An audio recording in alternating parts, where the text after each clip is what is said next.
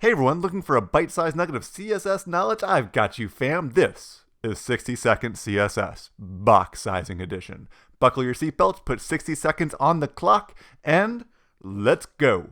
So what's the CSS box sizing property and when should you use it? Well, let's assume for the sake of an argument that we have an element and we want that element to be 100 pixels wide. So we set the width property to 100px and blammo, the element is 100 pixels wide. Great, awesome. But hey, before we move on, let's make it look a little nicer and add some padding and maybe a little bit of border. Now is the point where webmasters back in the day would shout, what the heck? We wanted a 100 pixel box and now we've got a 150 pixel box. What kind of game are you playing here, browser? To which the browser replies, hey, you were setting width on your contents box, not the element itself, whether you knew that or not. Don't blame me.